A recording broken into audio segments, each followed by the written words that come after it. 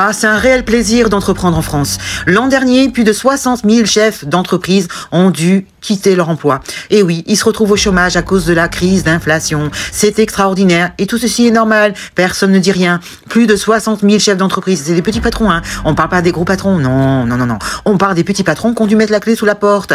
Voilà. C'est un bond de plus de 18%. Vous imaginez? C'est du jamais vu. On n'a jamais vu autant de chefs d'entreprise se retrouver sans emploi. En plus, ce sont des entreprises qu'on pourrait dire matures, c'est-à-dire qu'elles existaient depuis plus de 10 ans. C'est normal, ça? Et ça concerne le secteur de la construction. Plus de 15 000 patrons ont dû mettre la clé sous la porte. C'est normal. Vous avez le secteur du transport aussi, comme les chauffeurs routiers ou les chauffeurs de taxi.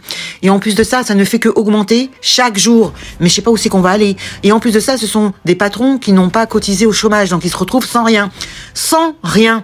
Voilà où on en est aujourd'hui en France. C'est inacceptable. C'est une catastrophe. Parce que ils emploient des personnes, parce que là on parle que des patrons, on parle pas des salariés qui ont aussi perdu leur emploi. Ce n'est pas moi qui le dis, regardez, écoutez la vidéo, dites-moi après dans les commentaires ce que vous en pensez. Je ne sais pas où c'est qu'on va aller, mais on y va tout droit. Et l'autre, il veut faire un conflit avec Poutine. Mon Dieu, mon Dieu, mon Dieu. Jamais vu en 10 ans, plus de 60 000 chefs d'entreprise ont perdu leur emploi l'année dernière. Pertes d'emploi qui ont bondi de 18% sur un an et qui en réalité ne cessent d'augmenter depuis la crise du Covid, mais aussi depuis la crise inflationniste. L'inflation, justement, c'est ce qui a fragilisé la situation de nombreux dirigeants dans le secteur de la construction. L'année dernière, près de 15 000 patrons dans cette filière ont perdu leur emploi, ce qui est en fait une des filières les plus sinistrées sur le marché du travail, au même titre que les secteurs de la logistique et des transports. Dans les transports, vous avez les chauffeurs routiers, mais également les chauffeurs de taxi qui n'ont pas échappé à cette vague de chômage en 2024.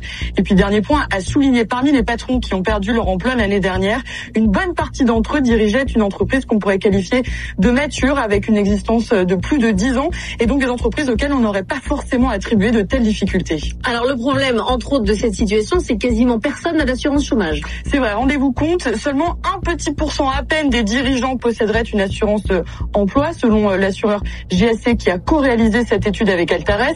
Et c'est un manque de couverture qui rend l'arrivée au chômage d'autant plus difficile, car sans indemnité financière, la capacité à retrouver un emploi est aussi plus complexe, surtout pour les patrons les plus seniors, ceux qui sont en fin de carrière et qui sont déjà confrontés à des difficultés du fait de leur âge. On est en train de nous clochardiser littéralement. On va devenir le pays du tiers-monde, hein, si ça continue comme ça. Là, plus de 60 000 entreprises qui ont mis la clé sous la porte, c'est normal. Hein.